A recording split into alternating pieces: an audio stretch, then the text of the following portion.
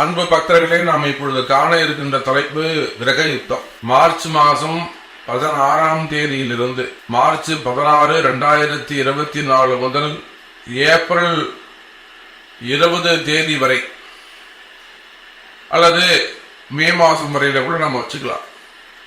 அடுத்து வரக்கூடிய ஒரு 1.5 மாதம் 45 நாட்கள் ஒரு கிரக யுத்தம் நடக்க போகுது. இந்த கிரக யுத்தம் யுத்தம்னு நம்ம சொல்றோம், கிரக சேர்க்கைன்னு சொல்லல. நம்ம சொல்லும் போதே நீங்க இந்த வார்த்தைகளை கவனிக்க வேண்டும். அந்த கிரக யுத்தம் அப்படின்னு சொல்றோம். கிரக சேர்க்கைன்னு சொல்ல 6 கிரக சேர்க்கை 5 கிரக சேர்க்கை அப்படின்னு சொல்லல, கிரக யுத்தம்னு சொல்றோம். ஏன் என்ற யுத்தம்ங்கிற வார்த்தை எங்க சேர்க்கிறோம்னா, அன்பு நேயர்களே, நம்ம எல்லாருக்கும் தெரியும், சனி பகவான் கும்பத்தில் இருக்கிறார். கும்பத்தில் இருக்கக்கூடிய சனி பகவானுக்கு நேர் பகையான ஒரு கிரகம் இருக்கும்னு சொன்னா அது செவ்வாய் தான். சுக்கிரனும் பகைதான். அவர் கொஞ்சம் சாஃப்ட் கேரக்டர். ஆனா அந்த செவ்வாய் ராகு அடிதடிக்கு சம்பந்தப்பட்டவங்க, கழகங்களுக்கு சம்பந்தப்பட்டவங்க. பெரும் யுத்தங்களுக்கு எல்லாம் யாரு அதிபதி அப்படின்னு கேட்டீங்கன்னாக்கா செவ்வாய் தான். அப்ப அந்த செவ்வாய் பகவான் சனியோடு சேர்க்கிறார். பொதுவாகவே சனி செவ்வாய் சேர்ந்தா அது ஒரு தோஷமான சேர்க்கைன்னு சொல்லுவாங்க. எந்த ஒரு ஜாதகத்திலையும் சனியும் செவ்வாயும் சேர்ந்து இருக்க கூடாது அப்படின்லாம் சொல்லுவாங்க. அப்ப இந்த அடுத்து வரக்கூடிய அந்த 1.5 மாசத்துல மார்ச் 16ஆம் தேதியிலிருந்து மே மாசம் 1ஆம் தேதி வரையிலுமே கூட பிறக்கின்ற எல்லா குழந்தைகளுக்கும் என்ன ஆகும்னா, இந்த சனி செவ்வாய் சேர்க்க கும்பத்துல இருக்கும். அது லக்னத்தை பொறுத்து அமையும்.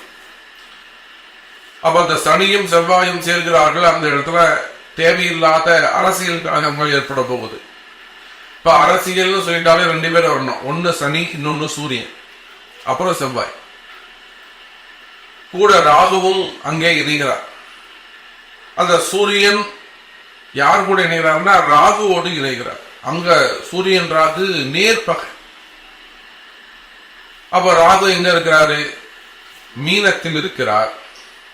அப்போ மீனத்துக்கு 6ஆம் அதிபதி சூரியன். எதிரி ஸ்தானம், ரோகர் சத்துருன்னு சொல்லக்கூடிய எதிரிங்கிற ஸ்தானம். பொதுவாகவே 6 மாரக ஸ்தானம். அப்ப என்ன ஆகும் கேட்டீங்கன்னாக்கா, 6ஆம் இடத்துடைய சூரியன் ராகுவோடு இணைக்கிறார். அதோடு மட்டுமல்ல, புதனும் அவங்க சேர்ந்துக்கிறாரு, சுக்கிரனும் சேர்ந்துக்கிறார்.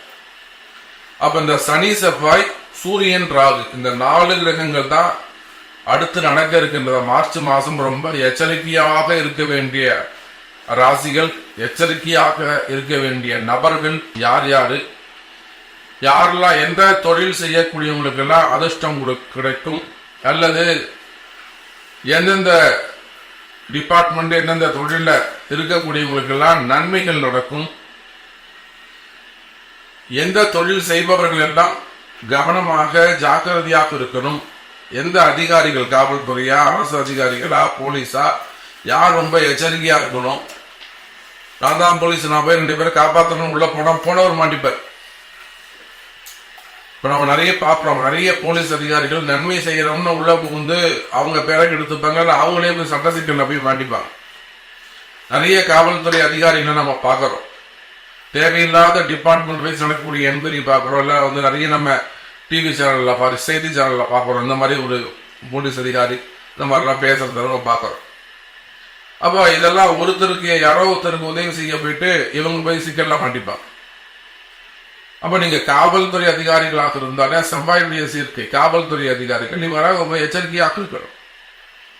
அப்போ எந்தெந்த நபர்கள் எல்லாம் கவனமாக எச்சரிக்கையாக இருக்க வேண்டும், யாருக்கெல்லாம் இந்த 1.5 மாசம் ஆபத்தான காலமாக இருக்கும், எச்சரிக்கையான காலமாக இருக்கும் அப்படிங்கிற ஃபுல் டீட்டெயில் தான் நம்ம பார்க்க போறோம். பாருங்கள் பார்க்கலாம். மீனராசி அன்பர்கள், மீனராசி அன்பர்களே, இந்த யுத்தம், இந்த கிரக யுத்தம் ரொம்ப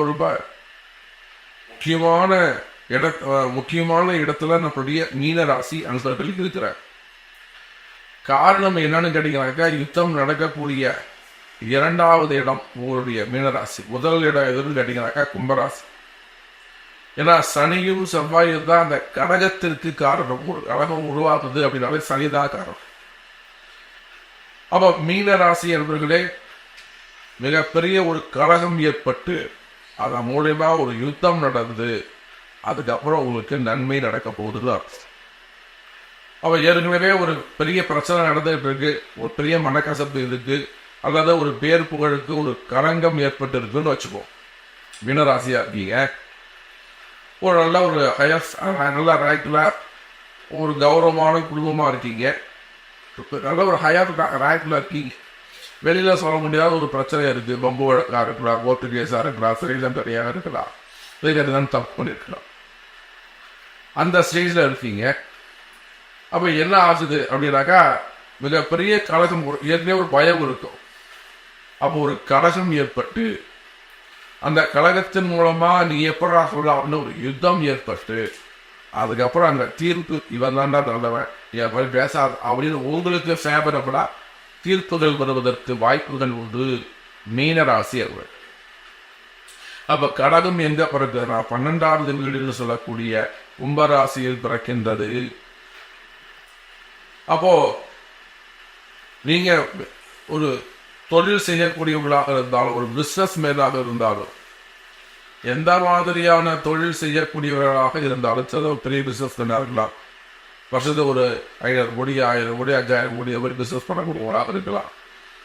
அல்லது சனி செவ்வாய் பெரிய கட்டுமான நிறுவனங்கள், கனிம வளங்கள், மினரல்ஸ், அது மாதிரிலாம் பெரிய குரூப் ஆஃப் கம்பெனிஸ், ஒரு 10-15 கம்பெனியை ஒரே நிறுவனம் எடுத்து நடத்தும் செய்வாங்க, ஒரே குழுவாக செய்வாங்க. பெரிய பெரிய கார்பரேட் நிறுவனங்கள், மினரல்ஸ், கனிம வளங்கள் சம்பந்தப்பட்ட தொழில் செய்யக்கூடியவர்கள், கட்டுமான துறையில உயர்ந்து விளங்கக்கூடியவர்கள், கலைத்துறையை சார்ந்தவர்கள், அரசியலை சார்ந்தவர்கள், அரசியலில் ஈடுபட்டிருக்கக்கூடியவர்கள், அதே போல கலைத்துறையை சார்ந்தவர்கள், அட்வொகேட்ஸ், இதுன்னு சொல்ல போனா புதன் சுக்கிரனுடைய நிதித்துறையை சார்ந்தவர்கள், நீதித்துறையை சார்ந்தவர்கள், ஆடிட்டர்ஸ், புதன் கணக்கு ஆடிட்டர்ஸ். அப்ப மீனராசி அன்பர்களாக நீங்கள் இருக்கிறீர்களே, ஆனால் அங்க ஏற்கனவே உங்களுக்கு மிகப்பெரிய ஒரு பிரச்சனை, ஒரு கலகம் இருக்கும். அதுதான் நிதர்சனமான உண்மை. அந்த மாதிரியான கலகங்கள், பிரச்சனைகள் ஏற்கனவே உங்களுக்கு இருக்குமேயானால் அந்த பிரச்சனைகள் எல்லாம் சுமூகமா ஒரு பெரிய யுத்தம் ஏற்பட்டு அதை உங்களுக்கு நீங்கள் வெற்றி பெறுவதற்கு வாய்ப்புகள் உண்டு. மீனராசி அன்பர்கள். அப்ப இந்த யுத்தத்துல நீங்க வெற்றி பெறுவதற்கான காலம், ஏற்கனவே பிரச்சனை இருக்கிறாங்க, நீங்க வெற்றி பெற்று இல்ல சாமி இப்பதான் புதுசா வருது, அந்த மாதிரி வரும்போது ஒரு பயமா இருக்கு, தெரியாம போய் நான் சிக்கல்லாம் மாட்டிக்கிட்டேன், அது தெரியாம போய் அதை கொடுத்துட்டேன், அப்புறம் ஒரு 10 பைசா ஆகும்னா நீங்க கலெக்ட் பண்றது, அது ஷேர் மார்க்கெட்டாக இருக்கலாம், ஸ்டாக் மார்க்கெட்டாக இருக்கலாம், இல்லை பெரிய இன்வெஸ்ட்மெண்ட்டாக இருக்கலாம், ஜாயின்ட் வெஞ்சராக இருக்கலாம், சொத்து சம்பந்தப்பட்ட பிரச்சனையாக இருக்கலாம். ஸோ அதெல்லாம் பொதுவான விஷயங்கள். அப்படி நீங்கள் தலையீடு செய்வீர்களே, பிஸ்னஸ் பண்ணுவீர்களே, ஆனால் அந்த இடத்திலும் நீங்கள் மிகுந்த எச்சரிக்கையோடு இருக்க வேண்டும். மீனராசி அவர்கள். குறிப்பா உங்க ராசியில 6ஆம் அதிபதி இணைவு, நீங்கள் அதுதான் கவனிக்கணும். எப்பொழுதுமே 6ஆம் அதிபதி அங்க மீனத்துக்கு வருகின்ற பொழுது, சூரியன் வருகின்ற பொழுது, அவன் ஏற்கனவே அங்க ராகு இருக்க, அந்த சூரியன் உத்திரட்டாதி நட்சத்திரம் சொல்லக்கூடிய சனியுடைய நட்சத்திரத்துல பயணம் செய்கின்ற பொழுது, அதே போல கும்பத்தில் இருக்கக்கூடிய செவ்வாய் ராகுடைய நட்சத்திரமான சதய நட்சத்திரத்தில் டிராவல் பண்ணும் பொழுது இந்த 45 நாள் மிகப்பெரிய யுத்தகாலமாக அமைய போகுது. தேவையில்லாத வம்பு வழக்குகள், எதிர்பார்க்காத பிரச்சனைகள், எதிர்பார்க்காத திடீர்னு ஒரு போன் சம்மதமே இல்லாம அவன் இன்னும் பெரிய ஆழமா நினைச்சு பேசிட்டு இருப்பான். கடைசிலாம் பண்றது பூரா அநியாயமா இருக்கும், அதர்மமா இருக்கும். அந்த அதர்மத்தை கேட்கறதுக்கு ஆள் இருக்காது, அந்த அதர்மத்தை கேட்கறதுக்கு ஆள் இருக்காது. அப்ப அந்த மீனராசியர்களே நீங்க அந்த சென்டிமெண்டா ஜோமைன்னு அழுதுந்தான் அடக்காது, எதிர்த்து யுத்தம் செய்ய வேண்டியது இருக்கும். இதை சென்டிமெண்ட்டுக்காக நான் சொல்ல வேண்டிய எடுத்து ஓரமா வச்சிருங்க. அந்த வெற்றி பெற வேண்டிய காலம் கட்டாயம் மீன ராசி அன்பர்களுக்கு ஏற்படுகிறது. அதே போல அரசியல் தலைவர்கள், அரசியலில் ஈடுபட்டிருக்கக்கூடிய மீனராசி அன்பர்கள்லாம் ஒரு முறை ஒரு வார்த்தை கேட்டு செய்யறது நல்லது. எதையுமே இல்லை நான் பாரம்பரியமா இருக்கேன், நான் இத்தனை வருஷமா இருக்கேன், 40 வருஷமா இருக்கேன், 50 வருஷமா இருக்கேன், ராணிய ராஜா நாணய மந்திரி உங்க சுய புராணமே அது ஈடுபடாது. ஏன்னா இங்க கிரகம் தான் ஜெயிக்கும். என்னைக்குமே எல்லாமே தெரிஞ்சுக்கோங்க. யாராக இருந்தாலும், எவ்வளவு பெரிய அதிகாரிகளாக இருந்தாலும், உங்கள்கிட்ட எல்லா செல்வங்களும் இருந்தாலும் கிரகம்தான் ஜெயிக்கும். இதில் பல இடங்களும் உங்களுக்கு சொல்வது உண்டு. சமீபத்தில் கூட ஒரு மிகப்பெரிய கட்டுமான நிறுவனம் ஒரு பெரிய கஷ்டத்தோட வராங்க, அம்பாளுக்கு வராங்க. அப்பா சொல்றாங்க, ஒரு சில விஷயங்களை சொல்றாங்க, ஒரு பிரதிஷ்டையை சொல்றாங்க, அதை செய்யறாங்க, அம்மா தைச்சு விடுகிறாங்க.